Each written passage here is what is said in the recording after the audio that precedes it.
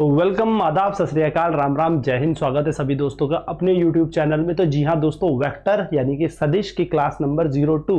और थोड़ी सी माफी चाहूंगा क्योंकि कल की क्लास में थोड़ा इंटरनेट की दिक्कत हो गई थी, जिसके कारण क्लास वहीं पर भंग हो गई, रुक गई। पर हम उसके आगे आज बढ़ेंगे और आगे की कार्यवाही शुरू करेंगे। उससे पहले आप जल्दी से मुझे बताएंगे कि क्या आपको मेरी प्रॉपर आवाज आ रही है? पहले आप जल्दी से मुझे कोई दिक्कत परेशानी तो नहीं हो रही मेरी आवाज में? जल्दी से कमेंट कर दें फटाफट से और जुड़ जाओ मेरे साथ। आ जाओ बाल को। बात करते हैं वेक्टर की कि कहां से हमने शुरू किया था।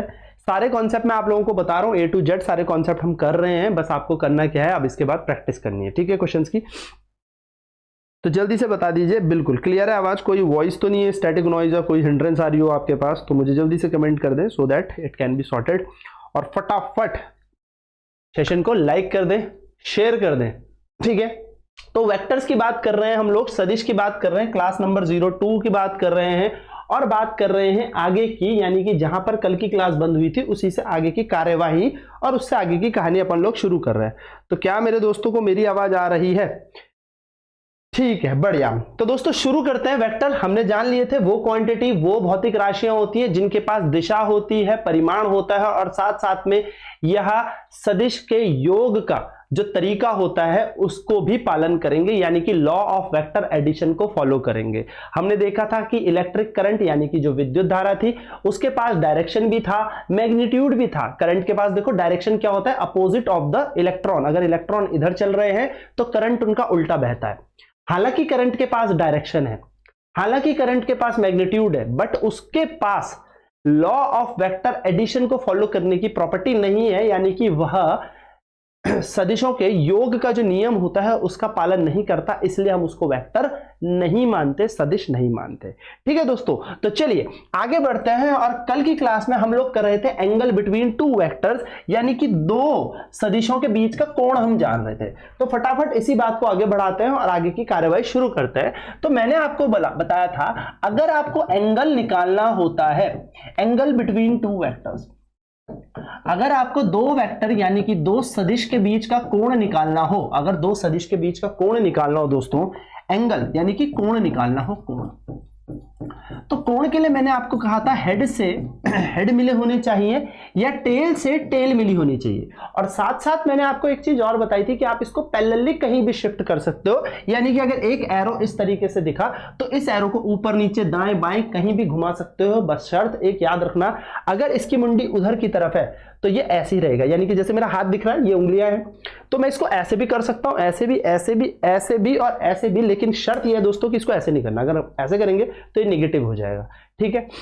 तो इसकी मुंडी हमेशा इधर रहेगी और पैर इधर ही रहेंगे, यही कंडीशन है।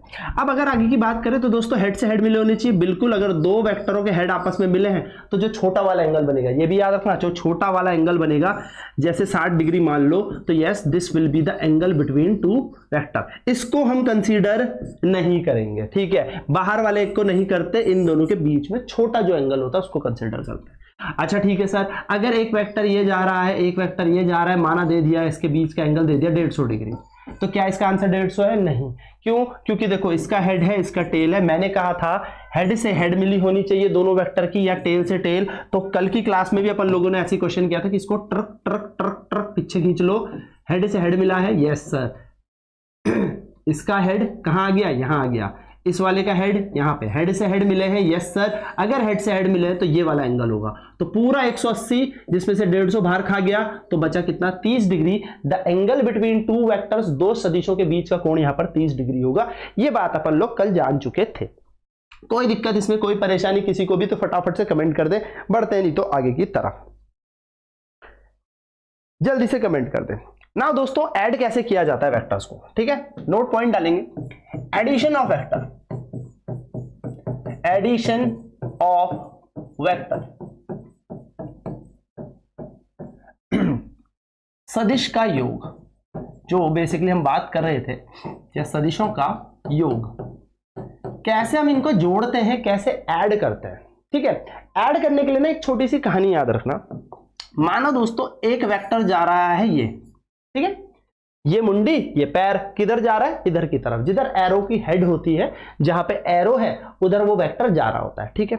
ठीक है सर, नाम दे दिया इसका ए वेक्टर, और दोस्तों यहां से ना एक वेक्टर और जा रहा है इस तरीके से, मान लो, और वो है बी वेक्टर।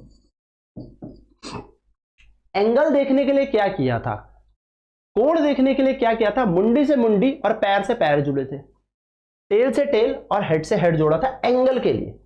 लेकिन अगर एडिशन करनी हो तो दोस्तों आपको क्या करना है, ध्यान से सुनना, एक वेक्टर के टेल से शुरू होकर उसी वेक्टर के हेड तक चलो और उस वेक्टर के हेड से ना दूसरे वेक्टर की टेल जोड़ दो। फिर से सुनना, एक वेक्टर की टेल से चल के हेड तक पहुंचो और उस हेड में ना दूसरे वेक्टर की टेल जोड़ दो। यानी कि जोड़ने का तरीका होता है हेड टेल मेथड। हेड से टेल जुड़ी होनी चाहिए। देखो जोड़ने के लिए हेड टेल, एंगल निकालने के लिए हेड हेड या टेल टेल। अच्छा सर ठीक है। और दोस्तों दूसरे वेक्टर की मुंडी को पकड़ लो, ठीक। अब सुनना, पहले वेक्टर की यानी कि पहले सदिश की टेल से, पहले सदिश की टेल से दूसरे वेक्टर के हेड को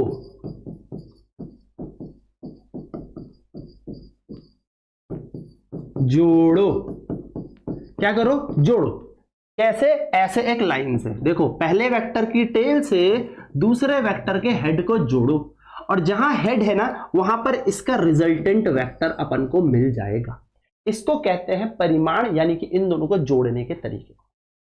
रिजल्टेंट वेक्टर क्या होता है दोस्तों, इन दोनों के बीच, देखो ये हेड है ये टेल है, पहले वेक्टर की टेल से दूसरे वेक्टर के हेड को जोड़ देने का और जो ये बनेगा ये रिजल्टेंट बनेगा। नाउ दोस्तों क्या ये एक ट्रायंगल की तरह दिखाई दे रहा है? हाँ सर। अगर ये ट्रायंगल की तरह दिखा रहा है तो अगर दो वेक्टर इस तरीके से हैं कि वो ट्रायंगल यानी कि त्रिभुज जैसे बन रहे हो, या दो भुजाएं दिख रही हो त्रिभुज की, दो साइड दिख रही हो ट्रायंगल की, तो उनका रिजल्टेंट दिया जाता है triangle law of vector addition से। और सेम रिजल्टेंट हमारा पैरेललोग्राम लॉ से भी आता है। तो वो क्या रिजल्टेंट होता है, रिजल्टेंट निकालने का तरीका होता है दोस्तों, आर का स्क्वायर करेंगे, A square plus B square plus 2ab cos theta. हमेशा ना ये सूत्र याद रखेंगे सबके सब, ये फॉर्मूला भूलना नहीं है, भूलना मना है।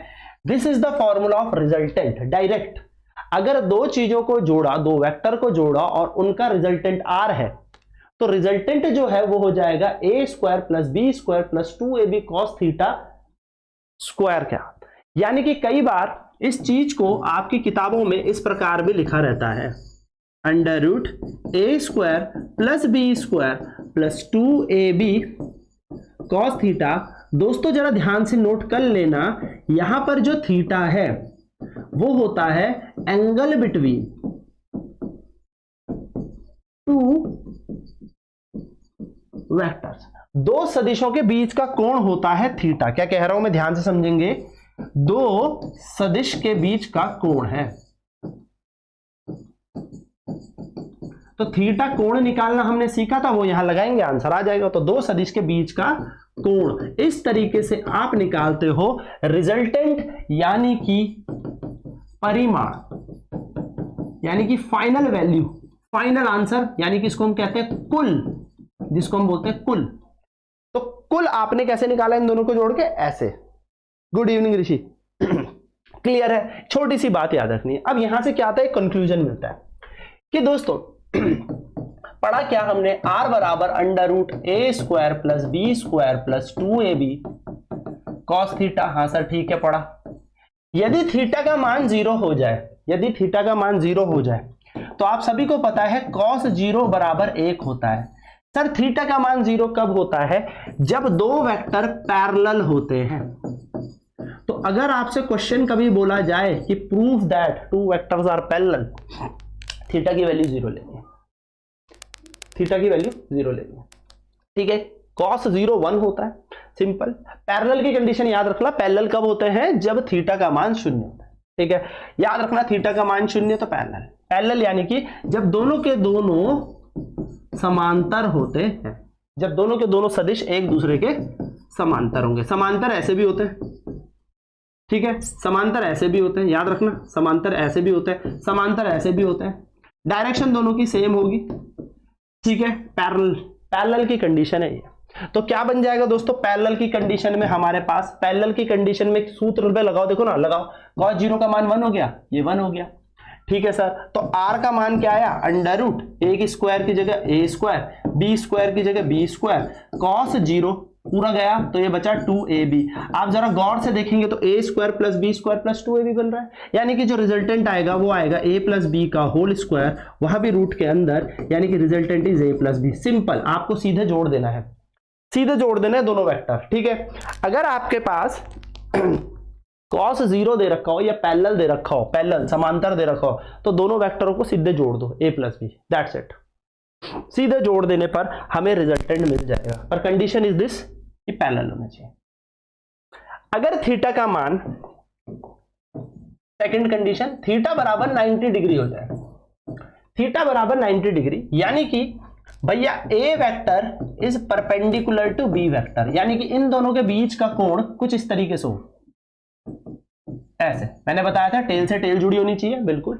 ये दोनों वेक्टर 90 डिग्री के, अगर ये दोनों वेक्टर 90 डिग्री के हैं, यानी कि इन दोनों के बीच का कोण 90 डिग्री है, तो cos 90 कितना हो जाएगा दोस्तों, क्योंकि ये देखो हमारे पास रिजल्टेंट का फॉर्मूला क्या होता है, अंडर रूट a का स्क्वायर प्लस b का square plus 2ab cos theta. हाँ सर, यही पढ़ा था, बिल्कुल यही पढ़ा था, बस सिंपल।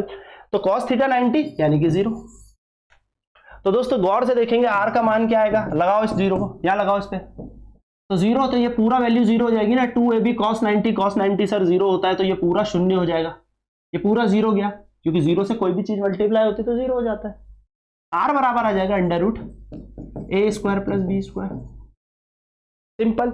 यानी कि इस तरीके के क्वेश्चन को हम बेसिकली बोलते हैं पाइथागोरस थ्योरम से सॉल्व करते हैं, बट यही है वो, ठीक है। तो हम वहां पे पाइथागोरस नहीं बता रहे, सिंपल। क्वेश्चन कैसे पूछा जाएगा इसमें कि एक लड़का 3 मीटर इधर की तरफ गया, ठीक है, या आपको दे देगा, लो इस तरीके से दे देगा, ठीक है। एक वेक्टर है 3i कैप, एक वेक्टर है 4j कैप, आपसे बोलेगा रिजल्टेंट बताओ, तो भैया एक वेक्टर ऐसे गया, ठीक है, 3i कैप यानी कि 3, और फिर कितना चला गया 4j कैप, यानी कि ये चला गया 4j कैप। इन दोनों के बीच एंगल कितना है 90, क्योंकि दोस्तों x और y आपस में कैसे होते हैं 90। i का मतलब क्या होता है सर x एक्सिस, y का मतलब क्या होता है सर j का मतलब होता है y एक्सिस। 90, खत्म कहानी। इसको जोड़ना है, रिजल्टेंट क्या होगा। अब आप बोलोगे सर एक के हेड से कैसे ले रहे हो, तो हम इसका पैरेलल शिफ्ट करेंगे, पैरेलल शिफ्ट करेंगे, पैरेलल शिफ्ट करके ये वेक्टर यहां आ जाएगा, एक वेक्टर की टेल से लास्ट वाले वेक्टर के हेड को जोड़ दो, यही रिजल्टेंट होता है दोस्तों। ये 90 तो ऑब्वियसली ये भी 90 होगा, तो 90 का ट्राइंगल, रिजल्टेंट का मान कितना आ जाएगा a का स्क्वायर प्लस b का स्क्वायर, यानी कि r बराबर आ जाएगा 3 का स्क्वायर प्लस 4 का स्क्वायर, वो भी रूट के अंदर, जो कि बनता है रूट 25 बराबर हो जाएगा हमारा 5, यानी कि हमारा रिजल्टेंट आ जाएगा 5 यूनिट। तो हम इस तरीके से इसको बेसिकली करते हैं, सिंपल सा ये फंडा है। क्लियर है यहां तक, क्लियर, छोटी सी बातें हैं, बात समझ में आई। जल्दी से कमेंट करेंगे, जल्दी से बताएंगे कि क्या क्लियर है, जल्दी से दोस्तों। इस तरीके से बेसिकली आपने क्या निकालना है, रिजल्टेंट यहां पे निकालना है। तो ये फॉर्मूला आप याद रखेंगे, छोटा सा फॉर्मूला याद रखना है, ठीक है। एंगल कब, जब एंगल कितना था 90 डिग्री।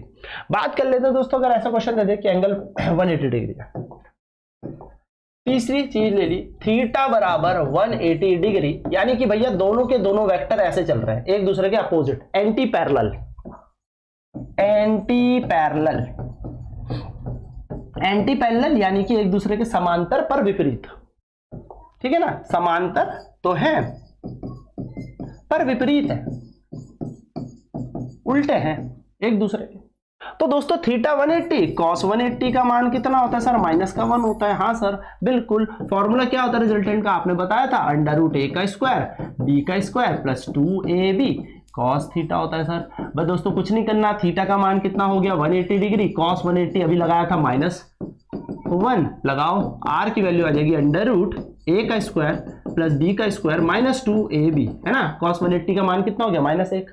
क्या ये आपको सूत्र a माइनस बी का होल स्क्वायर दिख रहा है, हाँ सर, और जब बाहर निकालेंगे तो resultant is a minus B, that's it, simple and easy. तो अगर दोनों के दोनों एंटी पैरेलल है तो आपको इन दोनों वेक्टर्स का क्या करना है, डिफरेंस निकाल देना, आपका आंसर आपके पास है। बहुत ही हलवा, बहुत ही प्यारा कॉन्सेप्ट, पर दिमाग में रखना।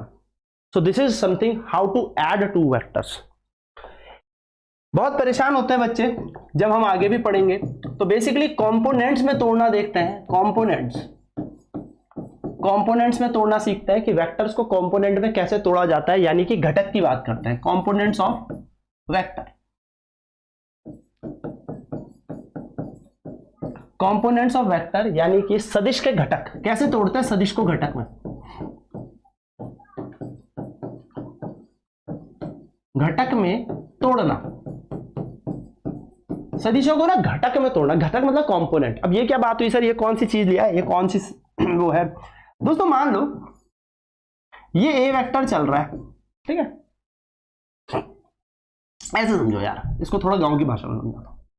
माना मैंने यहाँ पे एक ब्लॉक है, यहाँ पे एक ब्लॉक है और इसको इधर खींचा मैंने, एक ब्लॉक है ना, यहाँ पे एक ब्लॉक है और इसको इधर खींचा मैंने, इधर, तो ये ब्लॉक कहां जाएगा भाई, ऑब्वियसली इधर जाएगा। भाई मैं उसको चीज को इधर खींच रहा हूं तो इधर ही तो आएगी, ठीक है। मैंने इस ब्लॉक को ऊपर की तरफ खींचा तो ये ब्लॉक कहां जाएगा, ऊपर की तरफ, है ना। एग्जांपल के तौर पे ये मेरा फोन पड़ा है तो इसको मैं ऊपर की तरफ करूंगा तो ऊपर जाएगा, इधर धक्का दूंगा तो इधर धक्का जाएगा। पर अगर मैं एक साथ इसको नीचे और ऊपर दोनों खींचूं, मैं नीचे भी जाऊं, इसको इधर लेके जाऊं साइड में, और इसको ऊपर भी लेके जाऊं, यानी कि एक ही टाइम पे मैं क्या कर रहा हूं, दो चीज कर रहा हूं, यानी कि मैं दो फोर्स लगा रहा हूं, एक इधर की तरफ और एक ऊपर की तरफ। तो ये ब्लॉक कहां जाएगा, इस तरीके से जाएगा दोस्तों, इस तरीके से। क्यों, क्योंकि ये आगे भी जा रहा है और ऊपर भी जा रहा है, लाइक दिस। यानी कि मेरे कहने का मतलब क्या है, मेरे कहने का सीधा सा मतलब यह है कि अगर किसी बॉडी को इधर खींचोगे तो एक फोर्स इधर ले जा रहा है बॉडी को, और अगर किसी बॉडी को ऊपर खींच रहे हो तो एक फोर्स ऊपर लेके जा रहा है, जिस कारण यानी कि इस वस्तु पर लग रहे हैं दो बल एक साथ, जिस कारण वो कुछ इस तरीके से बीच में जाएगा। तो अगर मैं बात करूं दोस्तों, ध्यान से मेरी बात समझना, कि हम लोगों के पास दो कंपोनेंट फोर्स के दे रखे हैं लाइक दिस, ठीक है, और ये हमारे पास मान लो नेट फोर्स है, नेट फोर्स जो है हॉरिजॉन्टल के साथ, यानी कि जो ये क्षैतिज है, हॉरिजॉन्टल यानी कि क्षैतिज है, इस क्षैतिज के साथ थीटा एंगल बना रहे हैं दोस्तों। कितना एंगल, थीटा एंगल, ठीक है। एफ फोर्स जो था मैंने कहा ये 5 न्यूटन है भाई, ये 5 न्यूटन है जो इस हॉरिजॉन्टल के साथ थीटा एंगल बना रहे हैं। तो सर इसका कंपोनेंट क्या होगा, तो दो कंपोनेंट होंगे इसके, एक हॉरिजॉन्टल कंपोनेंट और एक वर्टिकल कंपोनेंट। क्यों, क्योंकि बॉडी ऐसे जा रही है, तो बॉडी कभी भी ऐसे तो जाएगी नहीं। बॉडी देखो, ध्यान से देखो ना, यहां पर एक ब्लॉक है, इसको मैं ऐसे लेके जा रहा हूं, तो क्या ये आगे जा रही है, हाँ बिल्कुल। क्या ये ऊपर की तरफ भी जा रही है, देखो हाइट बढ़ गई, यहां से लेके जा रहा हूं, क्या ये आगे जा रही है, बिल्कुल। देखो ना, ऐसे टेढ़े में लेके जा रहा हूं, ऐसे में समझो, ऐसे ले गए हम, तो क्या ये आगे जा रही है, बिल्कुल। क्या ये ऊपर जाती है, हवाई जहाज नहीं उड़ता क्या, तो हवाई जहाज कैसे जा रहा है, आगे भी जा रहा है और ऊपर भी जा रहा है। तो ये आगे भी जा रही है और ऊपर भी जा रही है, तो आगे ले जाने वाला बल कौन सा होगा, यानी कि उस फोर्स का घटक क्या होगा। क्योंकि फोर्स वेक्टर है तो ये घटक में टूटेगा, ये एंगल्स में टूटेगा, ये कंपोनेंट्स में टूटेगा। तो दोस्तों याद रखेंगे हमेशा, जिस साइड के साथ एंगल चिपका हो, जिस साइड के साथ एंगल चिपका हो, वो बन जाएगी F cos theta. Sir angle कौन सा, जॉन सा एंगल चिपका हो, अगर थीटा है तो थीटा। और जिसके साथ एंगल नहीं है, देखो कहां एंगल नहीं है ना, खाली एंगल नहीं है, तो यदि एंगल नहीं है तो ये बनती है एफ साइन थीटा। इसको कहते हैं घटक में टूटना, कंपोनेंट्स में ब्रेकडाउन होना। यानी कि एफ कॉस थीटा वह फोर्स है जो इसको आगे लेके जा रहा है, और एफ साइन थीटा वो फोर्स है जो इसको ऊपर लेके जा रहा है। और जब ये दोनों मिलके गुलू गुलू कर रहे हैं तब ये बॉडी इधर चल रही है, क्लियर है। जब ये दोनों मिलके अपना काम दिखा रहे हैं तो तब ये बॉडी ऐसे जा रही है, यानी कि एफ कॉस थीटा इसको टुड़ुक टुड़ुक टुड़ुक टुड़ुक आगे की तरफ, और साइन थीटा इसको टुड़ुक टुड़ुक टुड़ुक टुड़ुक ऊपर की तरफ, इसलिए बॉडी ऐसे चल रही है, ठीक है। पर सर इसी चीज पे इस तरीके से दे दे कि लो भैया ये है एफ फोर्स और ये है एंगल अल्फा,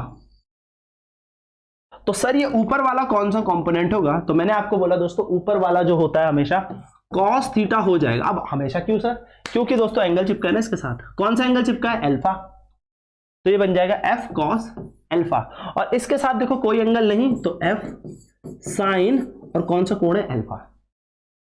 सर अगर एक ही डायग्राम हो और उस पे दो एंगल दे रखे हो लाइक दिस, कि ये कोई ए वेक्टर है, कोई भी वेक्टर है, कोई भी डायरेक्शन के साथ चल रहा है, ये एंगल सर थीटा है और सर ये एंगल अल्फा दे दिया, तो इस ए वेक्टर के दो कंपोनेंट बताओ। तो दोस्तों अगर मैं थीटा को कॉन्टेक्स्ट में लेके देखूंगा, अगर मैं थीटा को कंसीडर कर रहा हूं तो ये बनेगा ए कॉस थीटा। मैंने क्या कहा, थीटा यानी कि एंगल जिस साइड से चिपका है उसी एंगल का कॉस थीटा, ध्यान से देखना। और अगर थीटा को अवॉइड करूं तो ये वाला कौन सा बनेगा, देखो देखो देखो देखो देखो देखो देखो देखो, ध्यान से सुनना, ठीक है। अब ध्यान से सुनो, तो थीटा के साथ बन गया ए कॉस थीटा। आओ अल्फा में आते हैं, तो ये बन जाएगा ए कॉस अल्फा। सर ए कॉस अल्फा क्यों, क्योंकि और इन दोनों के बीच एंगल क्या है, अल्फा। कॉस कहां बनेगा, फिर सुनो, कॉस वहां बनेगा जहां पे जो एंगल चिपका हुआ है। अच्छा सर ठीक है, अब बात करते हैं जरा साइन थीटा वाले की।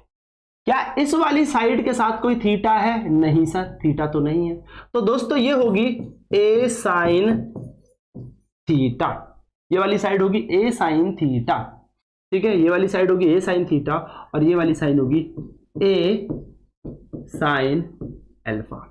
हालांकि हम कह सकते हैं कि दोनों के दोनों बराबर ही हैं बेसिकली, बिल्कुल ऐसा ए कॉस थीटा ए साइन अल्फा बराबर है, बट ये बात आपको याद रखनी है, इस तरीके से घटक कंपोनेंट टूटते हैं।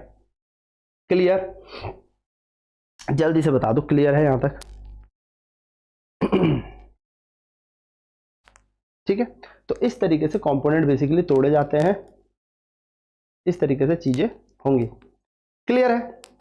बात करेंगे अब मल्टीप्लिकेशन ऑफ वेक्टर्स की, कि मल्टीप्लाई कैसे किया जाता है, गुणा कैसे किया जाता है। सारी चीजें चेक कर ली, एंगल चेक कर लिया, यस सर, कैसे एंगल निकालना है सर, ऐड करना सीख लिया, यस सर। अब बात कर रहे हैं मल्टीप्लिकेशन की। मल्टीप्लिकेशन ऑफ वेक्टर, इसको मैं थोड़ा सा अलग तरीके से बता रहा हूं, अलग भी क्या बताऊंगा, पढ़ा तो आपने ही, बट फिर भी थोड़ा सा इस तरीके से बताऊंगा कि आपको थोड़ा सा याद रहे, ठीक है। यानी कि सदिश का या सदिशों को गुणा करना, कि कैसे हम इन्हें मल्टीप्लाई करते हैं। तो दोस्तों देखो, जब किसी सदिश को, जब किसी वेक्टर को आप किसी स्केलर से मल्टीप्लाई करेंगे, किसी भी स्केलर से, फॉर एन एग्जांपल आपने किसी बी से मल्टीप्लाई कर दिया, तो भैया वो वेक्टर ही रहेगा, उसमें कोई दिक्कत नहीं। फील कर लो ना इस बात को, वो एक सदिश राशि ही रहेगी। चल बताता हूं कि सर आप कैसे कह सकते हो ये, इस चीज को जरा बात समझना, क्योंकि कई बार आ जाता है when a vector multiply with a scalar the resultant will be या द आंसर विल बी। जब एक सदिश एक अदिश से गुणा किया जाए तो हमेशा आंसर सदिश ही आता है। एग्जाम्पल के तौर पे मान लेते हैं दोस्तों, एक ए वेक्टर है 2i cap plus 6j cap plus 8k cap, माना कोई ये वेक्टर है, और आपको इसको मल्टीप्लाई करना है किसी स्केलर से, यानी कि आपको 3a वेक्टर की वैल्यू पूछ ली, 3a वेक्टर की वैल्यू पूछ ली, तो 3 से मल्टीप्लाई कर दो, 3 दूनी 6i कैप। भाई क्या करोगे, यही तो लिखोगे 3 और ये पूरा का पूरा ऊपर वाला चिपका दोगे, हाँ या ना, ये पूरा ऊपर वाला चिपका दोगे, ये पूरा ऊपर वाला चिपका दोगे, ये पूरा ऊपर वाला चिपका दोगे, मल्टीप्लाई कर लो, 3 दूनी 6i कैप, 6 तियां 18j कैप, 8 तियां 24k cap, that's it, this is simple. तो क्या ये वेक्टर है, हाँ है। तो स्केलर इनटू वेक्टर हमेशा एक वेक्टर क्वांटिटी होगा, यानी कि अदिश को जब भी सदिश से गुणा करोगे तो हमेशा एक सदिश राशि ही प्राप्त होगी, हमेशा एक सदिश राशि ही मिलेगी, ठीक है। Scalar into vector is equals to always vector. Clear clear clear clear clear. अब बात करते रहे आगे की, सर अगर दो वेक्टरों को आपस में मल्टीप्लाई कर दिया जाए तो लोचा हो जाएगा, तो हो जाएगा लोचा। लोचा बोले तो केमिकल लोचा या फिजिकल लोचा, जो समझना है। मतलब क्या होगा सर, अगर दो वेक्टर्स आपस में मल्टीप्लाई हो जाए या दो वेक्टर्स को आपस में मल्टीप्लाई कर रहे हैं तो हमारे पास दो कंडीशन बनेंगी। ध्यान से सुनना, अगर दो वेक्टर आपस में मल्टीप्लाई किए जाएं तो हमारे पास दो कंडीशन बनेंगी। वो क्या बन सकती हैं सर, कि अगर दो वेक्टरों को आपस में मल्टीप्लाई किया जाए, देखो वेक्टर गुणा वेक्टर, तो दोस्तों वो एक स्केलर क्वांटिटी भी हो सकती है। यानी कि जब दो सदिशों को आपस में गुणा किया जाए, दो सदिशों को, है ना, तो बेसिकली वह एक अदिश राशि भी हो सकती है। ठीक है सर, समझ में आती है बात। लेकिन अगर दो वेक्टरों को मल्टीप्लाई करें तो सर वो तो वेक्टर क्वांटिटी भी हो सकती है, वो वेक्टर क्वांटिटी भी हो सकती है। यानी कि दो वेक्टर को मल्टीप्लाई करा जाए तो वो स्केलर भी हो सकता है और वेक्टर भी हो सकता है। दो सदिशों को गुणा किया जाए तो वह अदिश भी हो सकता है और सदिश भी हो सकता है।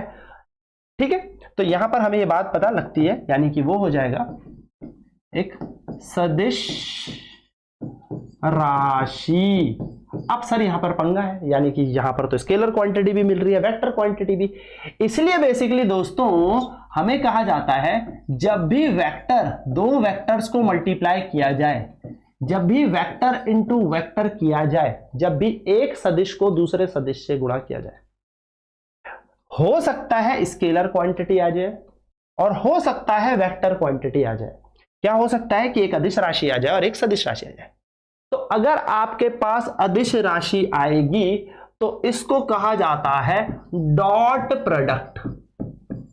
डॉट प्रोडक्ट यानी कि डॉट वाला प्रोडक्ट, हिंदी में भी बात करेंगे इसकी। डॉट प्रोडक्ट, दो सदिशों का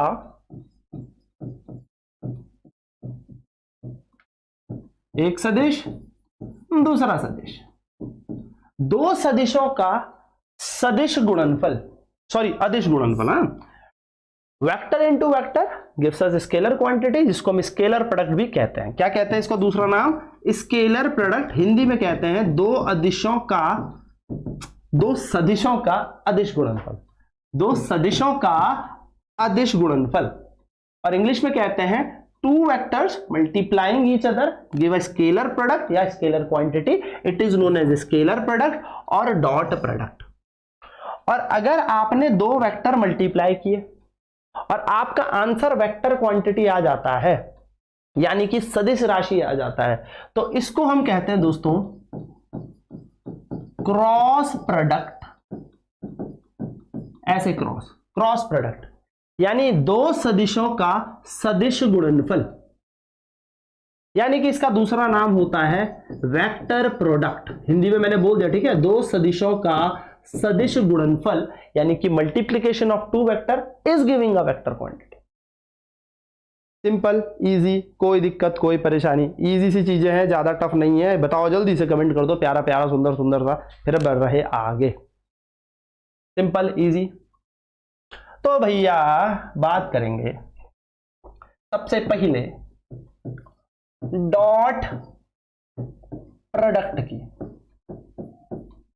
यानी कि जिसको हम स्केलर प्रोडक्ट भी कहते हैं।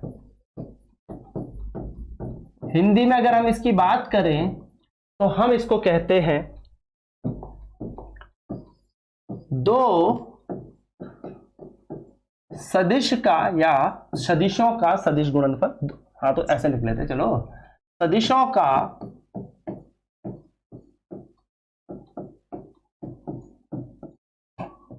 अदिश गुणनफल।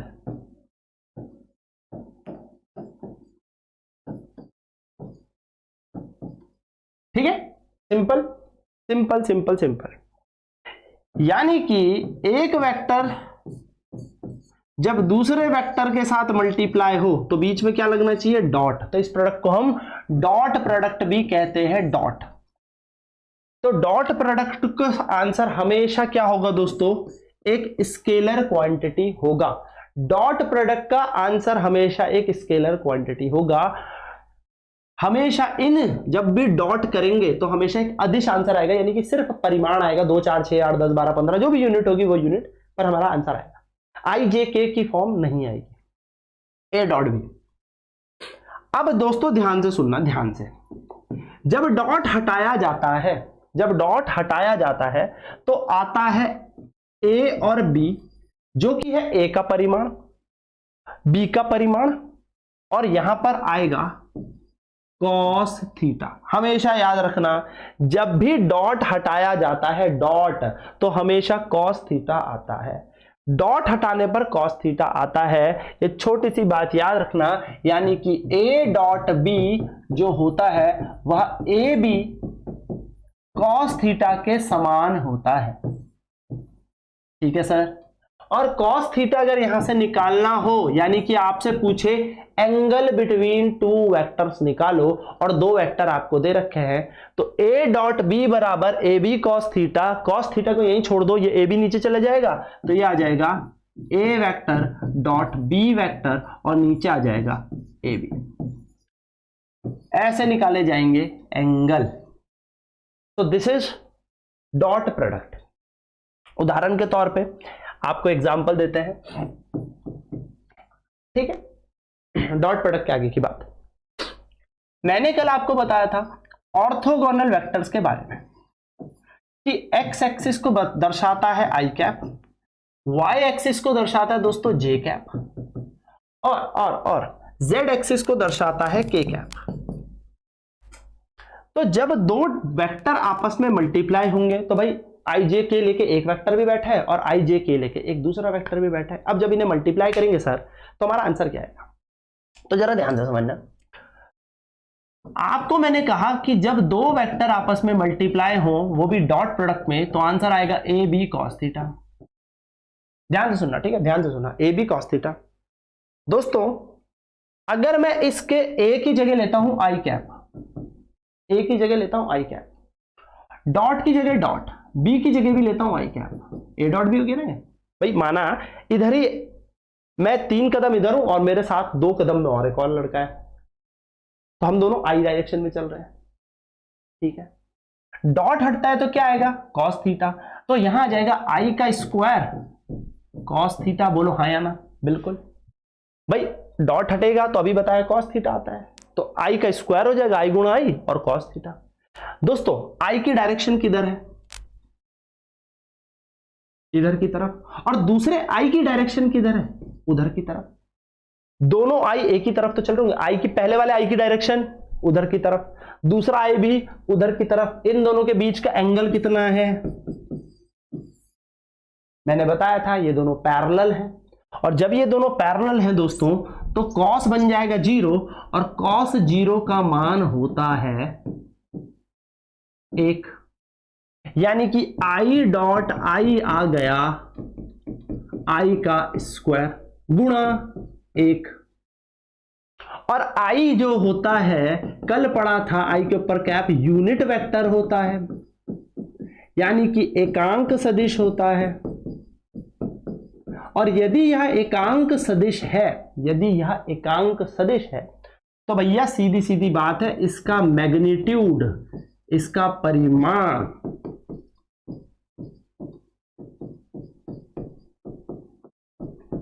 कितना होगा? 1। तो 1 का स्क्वायर करोगे गुणा 1, तो आपका आंसर आएगा 1। यानी कि दोस्तों आई डॉट आई जब भी करोगे तो 1 होता है। आई डॉट आई कितना हो गया? 1। इसी प्रकार से जे को जे के साथ करोगे तो क्या आएगा? जे डॉट जे जो होता है 1। और इसी प्रकार से के को के के साथ करोगे तो के डॉट के बराबर होगा 1। सिंपल और आसान। I dot I 1, J dot J 1 और के डॉट के 1। अब बात करते हैं सर, अगर अगर अगर आई डॉट जे हो जाए तो फिर हटाओ। तो जब भी डॉट हटता है तो क्या आता है? कॉस थीटा आता है। आई का मान क्या होगा? 1। भाई एकांक सदिश है तो 1। जे का मान क्या होगा? 1, क्योंकि ये भी एकांक सदिश है। और आई और जे देखो आपस में कैसे हैं? इधर चलता है I, इधर चलता है J, दोनों के बीच का कोण 90 डिग्री, cos 90 का मान 0, तो I डॉट J 0। अब क्या होता है ना दोस्तों, I ले लो, J ले लो, K ले लो, तीनों आपस में 90-90 में होता है, 90-90 में। तो इसके अलावा कुछ भी आपको दिखेगा, सिर्फ I dot I, J dot J, K dot K के अलावा कुछ भी डॉट में दिखे तो सब जीरो, यानी कि I dot J, I dot K भी आ जाएगा तो जीरो, K डॉट J आ जाएगा तो जीरो, J डॉट K आ जाएगा तो जीरो, ठीक है, K डॉट I आ जाएगा तो जीरो, क्योंकि सर ये तो तीनों आपस में 90-90-90 में होता है, कॉन्सेप्ट यही है। लेकिन I डॉट I आएगा तो सर 1 लिखने का, J डॉट J आएगा तो कितना लिखने का 1, और K डॉट K आएगा तो कितना लिखने का 1, यानी कि डॉट प्रोडक्ट में हमारे पास देखो आंसर देखोगे तो स्केलर आ रहा है, डॉट प्रोडक्ट यानी कि स्केलर क्वांटिटी, तो हमारा आंसर स्केलर आ रहा है, अदिश आ रहा है। ये थी डॉट की कहानी। बात करते हैं एक एग्जांपल की। क्वेश्चन बोला है एक ए वेक्टर है, छोटा सा ले लेते हैं, 2i cap plus 3j cap plus 4k cap, B vector 6i cap plus 2j cap plus 6k cap. मान लो आपसे बोला भैया a डॉट बी बता दो, a डॉट बी बता दो, तो निकाल दो डॉट, डॉट निकालना है ना, क्या करना है, एक ही जगह a लिखने का, बीच में डॉट लगाने का, ब्रैकेट लगाने का, 6i cap plus 2j cap plus 6k cap, बस मल्टीप्लाई कर दो। अब दोस्तों देखो i, अब देखो ना, इसको छुपा दो, पूरे को छुपा दो, तो 6 दूनी 12, i डॉट i, फिर 6 को इससे करोगे तो 6 तिया 18, ध्यान से सुनना, ठीक है, 18, फिर j डॉट i, कोई फायदा, 6 को इससे करोगे 6 चक्कू 24, k डॉट i, कोई फायदा नहीं सर, क्यों कोई फायदा नहीं, क्योंकि j डॉट i 0 हो जाता है, k डॉट i 0 हो जाता है। तो आपको जब भी डॉट निकालना है तो आपको ढूंढने भाई बहन, क्या ढूंढने हैं भाई बहन, जो सेम सेम दिखता है, सेम सेम। तो कौन कौन सेम दिखता है, i को i से करो तो 6 दूनी 12, खत्म, i डॉट i 1, फिर बाकी तो i इसके साथ हो जाएगा तो 0, i इसके साथ जाएगा तो 0, फिर आएगा 3j, 3 इसके साथ जाएगा तो 3 6 18 तो होगा, लेकिन j और i बनेंगे, j i तो 0 होते हैं, फिर j को j से करते हैं तो 3 दूनी 6, j डॉट j 1, खत्म। फिर इस 3 को इससे करके कोई फायदा नहीं, 6 18, क्योंकि ये j है ये k है, कोई फायदा नहीं है। आओ k की बात करें तो ना i से करेगा ना j से करेगा, इनको तो 0 कर देगा, तो यहाँ बन जाएगा 6 चक्कू 24, और आपका आंसर आ जाएगा 12 6 30 और 30 और हो जाएगा 42, 32, 24 और 6 30 12 42, ठीक है, 42 आपका आंसर आ जाएगा, इतना यूनिट। आप गौर से देखोगे तो क्या ये एक स्केलर यानी कि एक अदिश वैल्यू नहीं आ गई, मैग्नीट्यूड आ गया। Yes, the dot product is a scalar product, hence proof. Simple सरल, इजी इजी इजी, कुछ नहीं करना था, डॉट प्रोडक्ट नहीं करना। अब बात करते हैं क्रॉस प्रोडक्ट की, सेकंड बताते हैं क्रॉस प्रोडक्ट।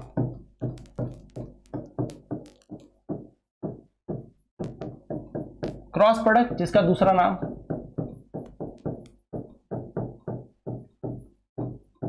वेक्टर प्रोडक्ट भी होता है। अगर हम इसकी बात करें हिंदी में तो कहते हैं दो या सदिशों का सदिश गुणनफल, यानी कि दो वेक्टरों को मल्टीप्लाई करोगे,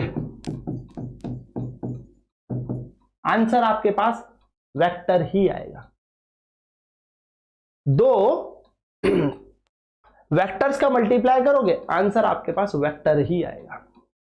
क्रॉस हटाएंगे, याद रखेंगे दोस्तों, जब क्रॉस हटता है, क्रॉस तो इन दोनों के सर से वेक्टर भी हट जाएंगे, डॉट पे भी हटते थे, यहां पे आ जाएगा ए और बी का वेक्टर, और क्रॉस हटता है तो दोस्तों साइन थीटा आता है। याद रखना, क्रॉस हटेगा तो साइन थीटा आता है। साथ साथ में एक यूनिट वेक्टर और आता है, क्योंकि भैया बिना वेक्टर यूनिट वेक्टर के डायरेक्शन कैसे पता लगे, क्योंकि इसने भी तो वेक्टर ही बनना है। ये यूनिट वेक्टर आपको ना बेसिकली डायरेक्शन बताता है। क्रॉस बेसिकली कैसे होता है, ऐसे या ऐसे समझ लो, ऐसे हम चलेंगे तो अंदर की तरफ डायरेक्शन बताएगा। इसके लिए थंब रूल हम यूज करते हैं, थंब रूल। तो ऐसे इसकी डायरेक्शन अगर यूं है, ए से बी जाने पर, तो ए से बी आप गए तो आपका अंगूठा कैसे, अंदर की तरफ, तो ए से बी जाने पर डायरेक्शन किधर की तरफ होगी, अंदर की तरफ, इस बोर्ड की तरफ। और ऐसे बी से ए जब आप गए, थंब रूल है ना सिंपल, जब ऐसे बी से ए आप गए तो आपका थंब का डायरेक्शन जो बताएगा वो बताएगा इस वेक्टर की डायरेक्शन। जब आपने कर्ल किया, बेसिकली इसको हम आगे हायर क्लास में कर्ल वगैरह भी पढ़ता है, पढ़े हम क्रॉस पढ़ेंगे, तो ये कर्ल, तो ये अंगूठा कहां जा रहा है, आपकी तरफ आ रहा है, तो ये डायरेक्शन बताता है एन कैप। ठीक है, छोटी सी बात है, हटा रहा हूं यूनिट वेक्टर को, याद रखेंगे। अगर साइन थीटा का मान निकालना हो तो क्या निकलेगा, ए क्रॉस बी अपॉन में ए बी। तो साइन थीटा का मान आ गया A cross B upon A B, यानी कि इन दोनों का क्रॉस प्रोडक्ट डिवाइड किया जाएगा मैग्नीट्यूड ऑफ ए। इसको ऐसे भी लिखा रहता है किताबों में, ऐसे घबराना मत, वेक्टर ए का मैग्नीट्यूड बी का मैग्नीट्यूड कोई फर्क नहीं पड़ता, मैं ए भी लिख रहा हूं, वो मैग्नीट्यूड ही है, परिमाण ही है। अरे कल तो निकाला था ना अंडर रूट करके, जैसे 2i कैप 3j कैप, तो 2 का स्क्वायर करने का 3 का स्क्वायर करने का, ऐसे करके नीचे लिखना है। ठीक है, तो ये तो साइन थीटा ए क्रॉस बी नोट कर लेंगे, बहुत ही इंपॉर्टेंट पॉइंट है, ध्यान से।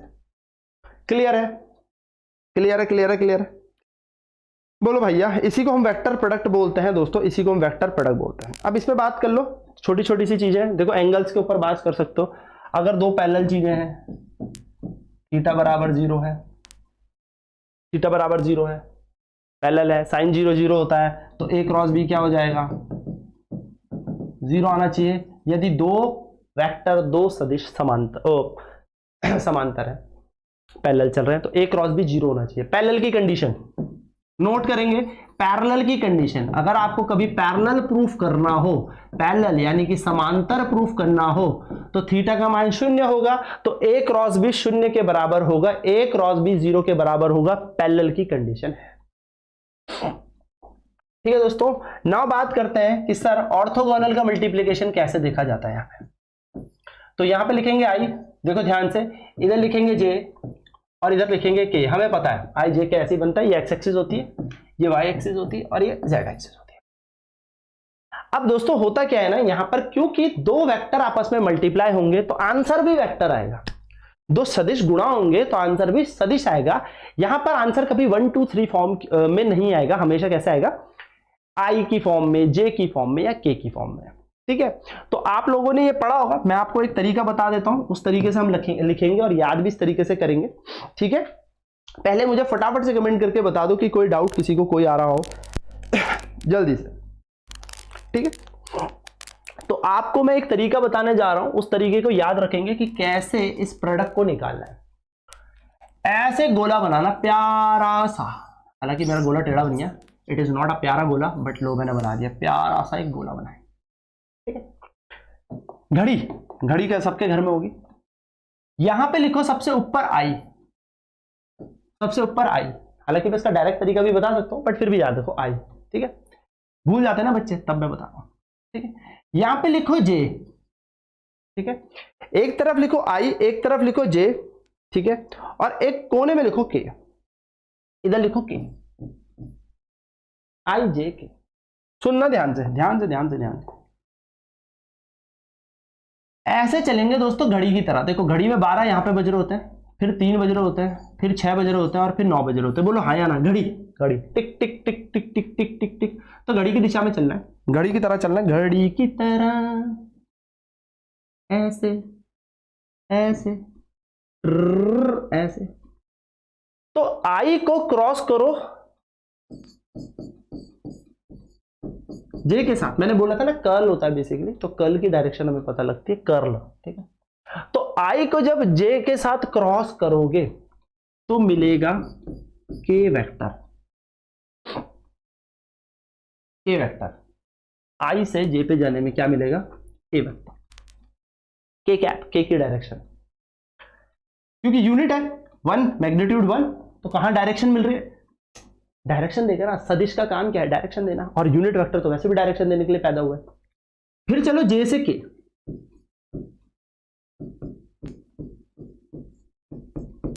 जे से के। ठीक है, ये वाला के नहीं है, के कंफ्यूज मत होना यारों, यहां पे लिख देता हूं, आई से चले जे की तरफ तो मिला के वेक्टर, जे से चले के की तरफ क्लॉकवाइज,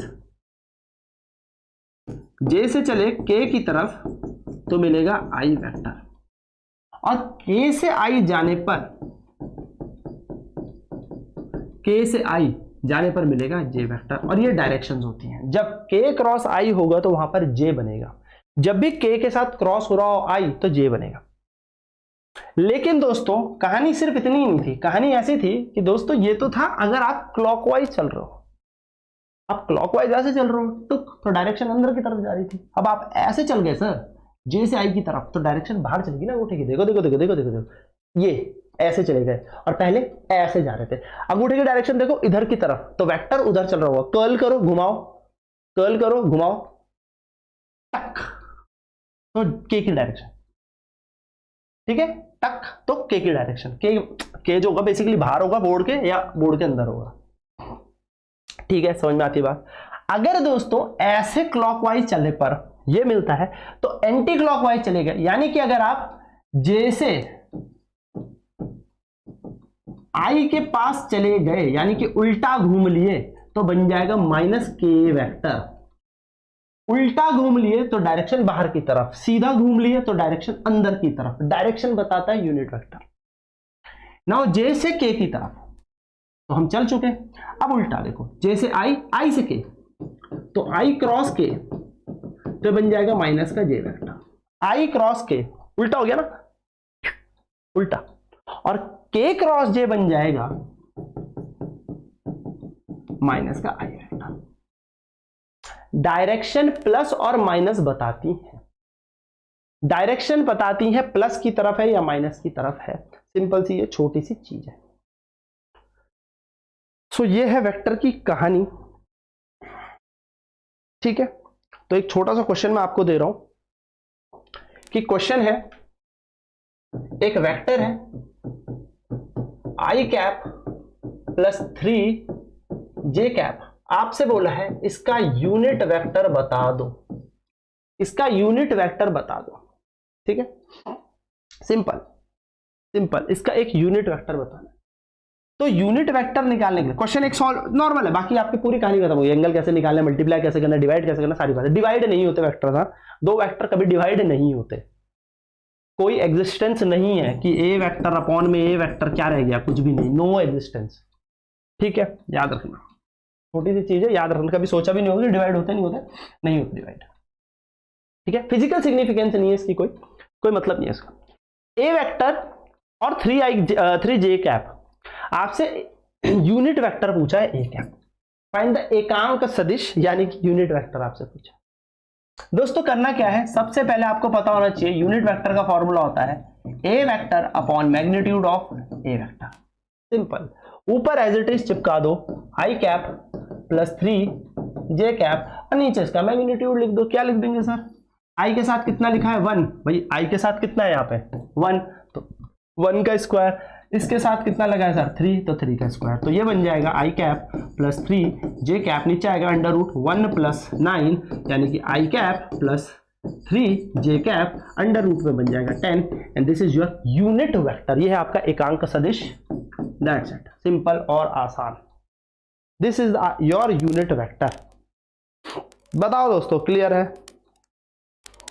चलिए ये बात भी समझ में आती है, छोटी छोटी सी बातें हैं। कई बार क्वेश्चन ऐसा आता है, बहुत बार पूछा जाता है कि A cross B A dot B के बराबर है, A cross B A dot B के बराबर है। आपसे बोलेगा find the angle between two vectors. क्या बोलेगा, दो सदिशों के बीच का कोण ज्ञात करो, यानी कि बीच का कोण निकालना है। ठीक है, दो सदिशों के बीच का कोण अपने को निकालना है। The angle between two vector we have to calculate. बहुत ही सरल चीज है। क्रॉस हटाओ, ए बी साइन थीटा लगाओ, डॉट हटाओ, ए बी कॉस थीटा लगाओ। ए बी का सर फोड़ डाला, साइन थीटा बराबर कॉस थीटा। हाँ सर बिल्कुल, कहां पे बराबर होता है, सीधी सी बात है, 45 डिग्री पे बराबर होता है। चिच्ची चिच्ची सर समझ में नहीं आया। अरे sine theta cos theta 45 angle में बराबर होता है। साइन 45 जो होता है वही कॉस 45।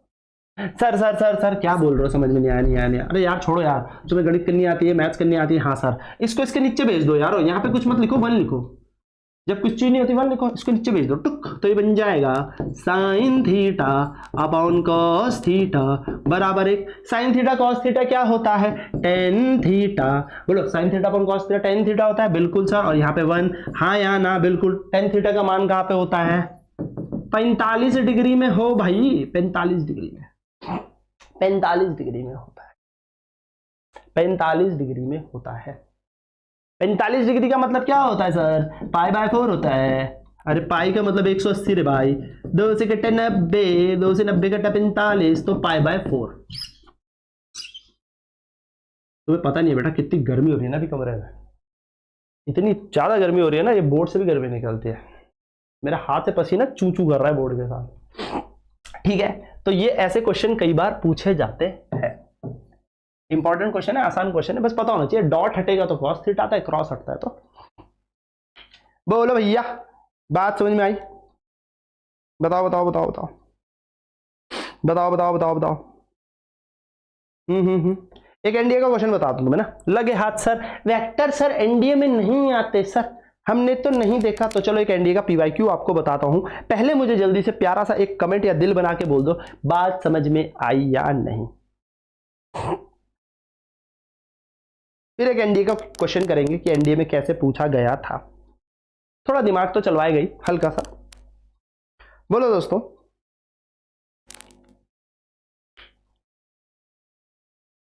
क्वेश्चन था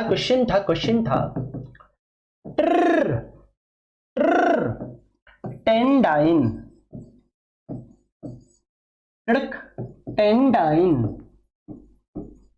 आपके पास 2 फोर्स थे, 10 डाइन 10 डाइन के। ठीक है, आपको 2 फोर्स दे रखे थे, 10 डाइन 10 डाइन के। ठीक है, आपसे पूछा था भैया नेट फोर्स क्या होगा, रिजल्टेंट फोर्स पूछा था आपसे, पूछो था रिजल्टेंट फोर्स, यानी कि आपसे पूछा था परिमाणी बल बताओ, परिमाणी बल बताओ, जल्दी बताओ। रिजल्टेंट फोर्स पूछा था। अब बच्चे बड़े खुश हो लिए, ठीक है, और एंगल भी दिया था, एंगल दे दिया था एल, चिट्टी डिग्री का एंगल ई के पीछे। बच्चे इतने खुश हुए कि मजा आ गया यार, क्या है एक वेक्टर रिजल्टेंट सर ने बताया था अंडर रूट ए का स्क्वायर बी का square 2ab cos theta. Simple ही तो है, रिजल्टेंट बराबर ए का स्क्वायर, ए तो एक 10 डाइन है 10 का स्क्वायर, बी भी एक 10 डाइन है 10 का स्क्वायर, 2 की जगह 2, ए की जगह ए, बी की जगह बी, और कॉस कितना दे रखा है 60 डिग्री। सर छिछी, इतना हल्का क्वेश्चन था, ये सवाल था करने को, ये सवाल करना था सर ये सवाल था, ये तो बहुत हलवा सवाल था सर ये सवाल था क्या पक्का? तो बड़ा हलवा सवाल था सर। cos 60 कितना होता है दोस्तों, 1/2, दोनों 2 को मारा, लो सर रिजल्टेंट आ गया 100 + 100 + 100 √300, 100 बाहर चले जाएगा, √3 10। सर ये हमारा आंसर है। चुड़ैल खा गई थी नंबर, सबके नंबर चुड़ैल खा गई थी यहीं पे। क्यों खा गई थी भाइयों? टक टक टक टक टक टक टक, क्या इसकी मुंडी है ये? हाँ सर। क्या इस 10 डाइन वाले की मुंडी है ये? हाँ सर। क्या इस 10 डाइन वाली की टेल है? हाँ। कभी हेड और टेल एंगल बनाते हैं, कभी हेड और टेल एंगल बनाते हैं, हेड हेड एंगल बनाते हैं या टेल टेल एंगल बनाते हैं? आंसर आपका रॉन्ग था। ये अप्रोच बिल्कुल गलत है। मैं पहला यूट्यूबर हूंगा, यूट्यूबर ही बोलूंगा, कह रहा हूं मैं पहला यूट्यूब वाला हूँ जो क्वेश्चन पहले गलत बताता हूँ, ठीक है, कि ऐसे गलती करते हैं बच्चे, ये गलती करते हैं। मैं कह रहा हूँ ना, क्यों? क्योंकि यार ऑफलाइन में पढ़ाओगे ना या ऑफलाइन में पढ़ोगे तो ऑफलाइन में दिक्कतें आती है बच्चों के सामने, तो ये फील होता है ऑफलाइन वाला, the experience I am sharing with you, offline वाला एक्सपीरियंस है ये, ठीक है। ये गलती करते हैं दोस्तों। ऐथे आ रहा था यू और ऐथे आ रहा था यू, ये था यू, एंगल 60 नहीं है, एंगल 60 नहीं है, एंगल निकालना पड़ेगा। फॉर्मूला एकदम सही था, आर बराबर अंडर रूट ए का square under root A square plus B square plus 2ab cos theta, but theta 60 degree नहीं था। You have to calculate. Sir कैसे कैलकुलेट?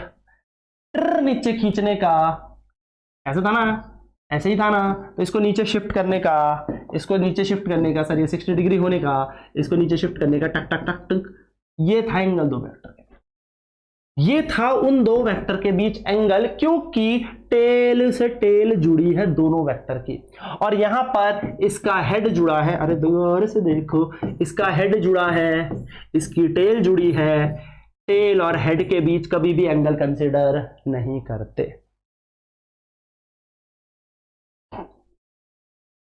क्लियर? हेलो प्रियंका, ठीक है। तो क्या किया जाए सर? अब भैया ये पूरा 180, 80 में से 60 अंदर गया तो बचा कितना? 120 degree. This will be your angle. आपको 120 डिग्री लेके सॉल्व करना था। आंसर आवत रहा आर बराबर अंडर रूट ए का स्क्वायर, यस सर, बी का square, yes sir, 2a B, लेकिन कॉस होता दोस्तों 120 का डिग्री, और कॉस 120 डिग्री होता है माइनस का 1/2। कड़वा सच पर सच, ठीक है। इस तरीके से आपको करना था।